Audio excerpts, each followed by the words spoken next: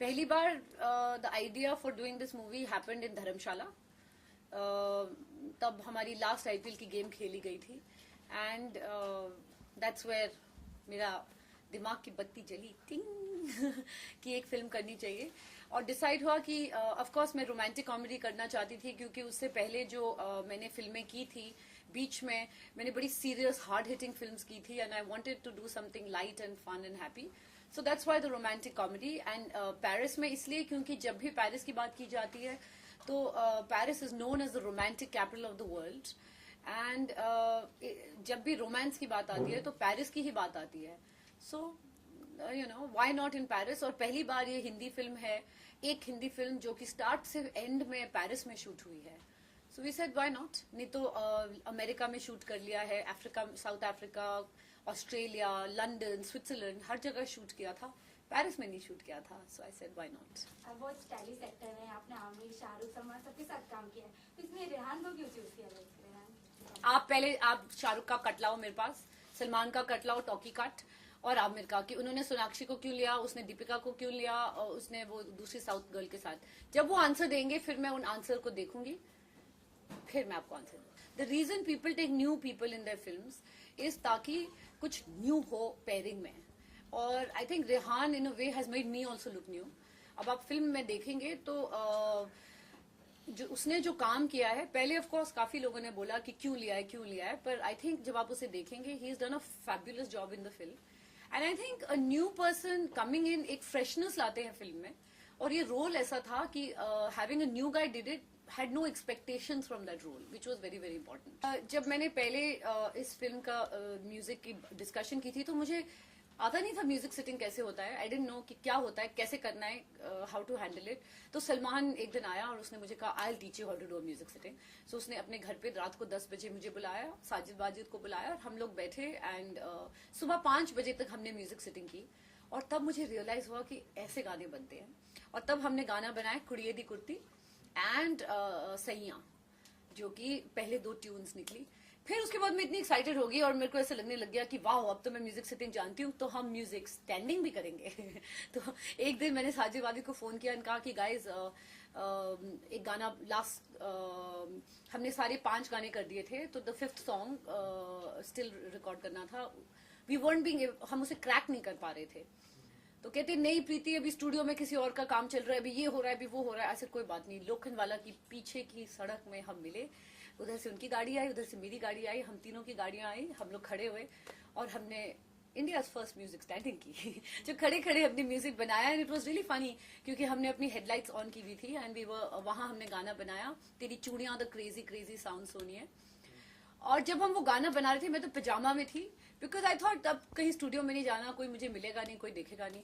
तो मैं वहां थी और सडनली 2 लड़के अपनी गाड़ी से आए पी पी पी करके, और तो मैं ऐसे करके खड़ी हो गई and I was like oh my God ये मुझे देखेंगे, तो मैं तो इतनी खराब लग रही हूँ. तो मेरे को आके वो लड़का बोलता excuse me excuse me. So I was looking like this and he goes please आप ये मेरी साजिद वादी के साथ फोटो लेंगे प्लीज. I said okay. मैं ऐसे उसकी फोटो ली, उसने मेरी तरफ भी नहीं देखा, but it was so funny. So I said, oh, this music standing was quite entertaining. What was the toughest part of being a producer and an actor at the same time? I think the toughest part was crisis management. Production, of course, is a thankless job. As an actor, you are used to isolating yourself. आप जब set पे होते हो, आप अपना role पे focus करते हो.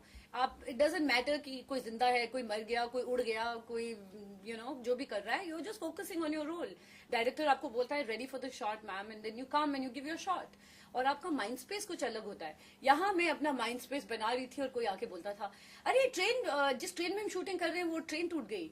सो एंड यहाँ भी बारिश हो रही है, अभी ये प्रॉब्लम होगी, ये खाना ठंडा है, ये पानी ठंडा है, अभी ऐसा हो गया. And I used to look at them and say dude like ये सब मुझे अभी क्यों बता रहे हो, अभी मैं एक बहुत हैप्पी रोमांटिक सीन करने वाली हूँ, कोई मर गया वो सीन नहीं कर रही. It's very difficult for me as an actor also कि आप मुझे इतनी न्यूज दे रहे हो कि यू नो इतना बड़ा नुकसान हो गया, 50,000 यूरोज का नुकसान हो गया, और मुझे आके बोलना है हाय व्हाट्स अप, नहीं होता you no.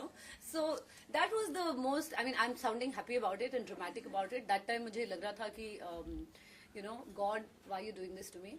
But having said that I like to multitask and in the end of the day I feel if you've taken on a certain responsibility then you should shoulder it. And God only gives you all these issues when He knows you can handle it. तो FL tower के second level पे जाके shoot किया, उसके बारे में how is that experience for you?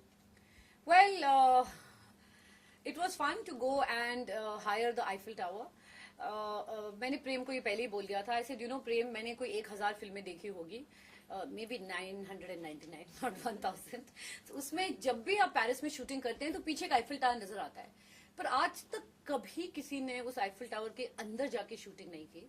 And उसके लिए एक रीजन है, क्योंकि बहुत एक्सपेंसिव है और कोई 6-8 महीने लगते हैं परमिशन के लिए. तो वो तो हमें बाद में ही पता चला, पर मैं अड़ गई थी कि you know as a producer कि I want to shoot there. और बहुत वक्त के बाद पता नहीं क्या क्या करके हम इवेंचुअली वहां हमने पूरी रात वहां शूटिंग की. सो आई टोल्ड प्रेम, जब हम आईफिल टावर के ऊपर खड़े हुए थे, आई सेड, यू नो प्रेम, किसी जन्म में तूने और मैंने जरूर इस आईफिल टावर को बनाया होगा, या कुछ तो हमारी कर्म है इसके साथ. So he said why? I said because look, we have hired the whole Eiffel tower for the whole night.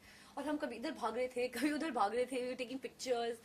And हमने अपना जिप भी ले गए, उसमें डॉली भी ले गए, ट्रैक भी ले गए. And I think for all those people जो कि हिंदुस्तान में रहते हैं, जिनके पास पासपोर्ट नहीं है, अगर पासपोर्ट है तो टिकट के पैसे नहीं है, जो कभी फ्रांस नहीं गए हैं, वो जरूर आईफिल टावर के अंदर देखेंगे कि ये आईफिल टावर है क्या चीज और अंदर जाके कैसे लगता है. एंड अगर कोई लोग वहां जाना भी चाहते हैं, माई सजेशन वुड बी कि आप शाम को जाइए 5 बजे के बाद, क्योंकि इतनी खूबसूरत लगती है पेरिस. एंड जब सनसेट होता है, इट्स जस्ट ब्यूटिफुल. सो अब आई डोंट थिंक कोई आईफिल टावर में जाने की गुंजाइश रखेगा, क्योंकि हमने आईफिल टावर को खूब अच्छी तरह से निचोड़ लिया है.